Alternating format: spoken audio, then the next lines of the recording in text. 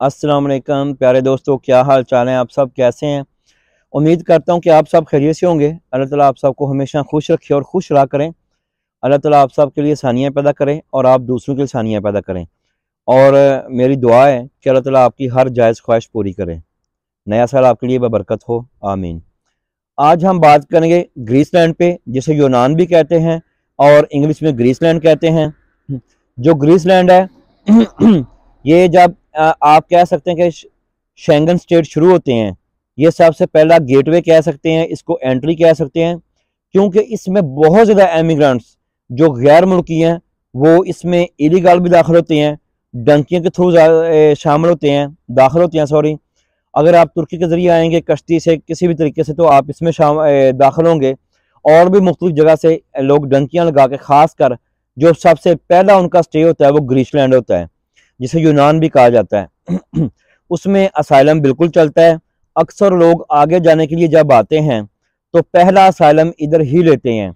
Asylum के लिए benefits बहुत अच्छे नहीं हैं, जैसे जर्मनी, हॉलैंड, बेल्जियम, आप स्टरिया कह लें, लुक्समबुर्ग कह लें, फ्रांस कह लें, इस स्टेटस के तो उसके बेनिफिट्स नहीं हैं, लेकिन कदरे बेहतर हैं। आप कह सकते हैं यूएनओ काम कर रही है, लेकिन जो स्टेटस हाई कंट्री का है वो नहीं है। आपको असाइलम मिल जाएगा, बल्कि अक्सर लोग जो आगे आना चाहते हैं अच्छे कंट्री में, चाहे वो जर्मनी है, हॉलैंड, बेल्जियम, स्विट्जरलैंड, स्वीडन, तो वो पहले स्टे उधर करते हैं। और अक्सर लोगों के पास चूंकि पैसे वगैरह नहीं होते, डंकियां लगा के आते हैं, तो पहला स्टे वो उधर कर लेते हैं। नॉर्मल जिस बंदे के पास शेंगन जोन का वीज़ा होगा, वो कभी भी, बहुत कम लोग हैं जो ग्रीस में असाइलम डालें और असाइलम करें। ग्रीस में असाइलम ज़्यादातर वही लोग करते हैं या जो एग्रीकल्चर के वीज़ा पर आते हैं, या जिनको एजेंट वीज़ा ही ग्रीसलैंड का दिल लेके देता है और उनको इन्फॉर्मेशन नहीं होती। क्योंकि कुछ लोग वैसे ही बिल्कुल कह लें कि कुछ इन्फॉर्मेशन लिए बगैर आ जाते हैं।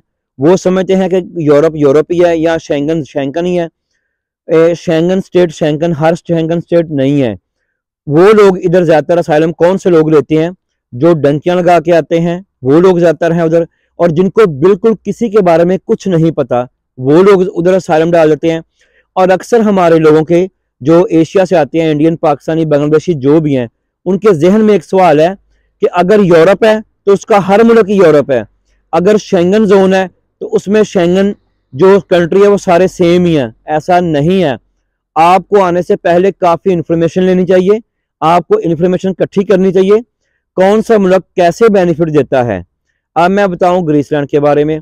जब आप आते हैं तो डंकियां वाले लोग आते हैं, ज़्यादातर हमारे भाई, उनके पास इतने पैसे नहीं होते और वो ऐसा करते हैं कि पहले अपना ठहराव के लिए, अपना पहला पड़ाव के लिए उधर असाइलम डाल देते हैं।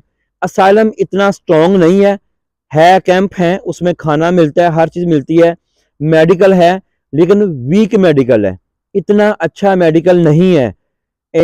होने को है लेकिन ना होने के भी नहीं कह सकते, ना होने का कह सकते हैं। जैसे जर्मनी, हॉलैंड, बेल्जियम में ऐसा नहीं है। मेडिकल मिलेगा लेकिन नॉर्मल सा मेडिकल मिलेगा आपको, फैसिलिटीज मिलेगी लेकिन बिल्कुल नॉर्मल सी। कैंप में बहुत ज़्यादा रश है, बहुत ज़्यादा लोग हैं और सारे 90% से ज़्यादा लोग डंकियां वाले सारे लोग उधर हैं, जो बेचारे बहुत मेहनत और बहुत कोशिशों के बाद उधर आते हैं। केस पास होने की रेशो आप बहुत ज़्यादा अच्छी नहीं कह सकते कि केस पास होते हैं। केस के लिए उधर यूएनओ का तो है, लेकिन उसके बाद आपके सबूत में बहुत लाजमी है। हत्ता कि कुछ दोस्तों ने ये इन्फॉर्मेशन दी है कि हमारा केस भी जेन्युइन है, हमारे पास सबूत बहुत स्ट्रॉन्ग है, लेकिन उसके बावजूद भी हमें आप कह सकते हैं कि केस पास नहीं हुआ। केस पास होने की रेशो बहुत कम है और अक्सर जो उधर साइलम सीकर होते हैं वो आहिस्ता आहिस्ता दूसरे कंट्री में हिजरत कर जाते हैं, दूसरे कंट्री में मूव हो जाते हैं। सॉरी, वो अक्सर उधर से लोग पहला स्टेप तो लेते हैं, सीढ़ी के तौर पे इस्तेमाल ज़रूर करते हैं, लेकिन वो आगे Germany, Holland, Belgium, Sweden, Switzerland या इटली, फ्रांस, स्पेन इधर आ जाते हैं। और अक्सर जिनके हालात थोड़े से बेहतर होते हैं वो पुर्तगाल में चले जाते हैं। पुर्तगाल में जाके वो अपनी फ़ाइल लॉक करते हैं, फ़ाइल लॉक करके वो अपनी टीआरसी लेते हैं। टीआरसी लेने के 3 साल बाद वो फिर किसी भी कंट्री में जाके उस पेपरों पे काम कर सकते हैं। नेशनैलिटी 3 साल बाद नहीं मिलती, लेकिन अपना वो काम कर सकते हैं। एक मैं इतला आपको ये दे दूं कि अगर आप ग्रीसलैंड में आपने साइलम डाला हुआ है तो आप नेशनैलिटी कितनी देर बाद ले सकते हैं। आम बंदे के लिए उधर कानून 10 साल का है कि 10 साल बाद वो ग्रीसलैंड का नेशनल हो सकता है। ग्रीसलैंड नेशनैलिटी बहुत मुश्किल से देता है, बल्कि बहुत टफ तरीके से देता है, इतनी ईजी नहीं देता। और अगर आप बात करें असाइलम सीकर की, असाइलम सीकर का जब केस पास होगा तो उसके 5 साल बाद वो असाइलम सीकर अपनी नेशनलिटी अप्लाई कर सकता है। अब इसको बात को समझना जरूरी है कि असाइलम सीकर 5 साल बाद कैसे ले सकता है। अगर उसका केस ही 5 साल चला है, 5 साल बाद वो पॉजिटिव हुआ है, तो आगे 5 साल मजीद उसको वेट करना पड़ेगा, उसके बाद वो नेशनलिटी ले सकता है। इसमें थोड़ी सी दिक्कत जरूर आएगी, क्योंकि आप ये ना सोचें कि जिस दिन आप ग्रीस में पहले दिन आप रजिस्टर हुए हैं उस दिन से 5 साल है। नहीं भाई, उसके बाद आप कह सकते हैं कि 5 साल है जब आपका केस पास होगा। तो इसके लिए काफ़ी मुश्किलात हैं। स्टेप के तौर पर अच्छा है, पहली सीढ़ी के तौर पर अच्छा है, लेकिन अगर आप ये बिल्कुल सोचें कि मुश्किल आप उधर रहें तो बहुत कम है। काम करने से हवाले से मैं बता दूं, उधर फी बंदा जो आम हमारे पाकिस्तानी भाई इंडियन दूसरे काम करते हैं वो 300 यूरो महाना कमा रहे हैं, 400 यूरो, 500 यूरो, ये बड़ी ज्यादा तनख्वाह है उधर।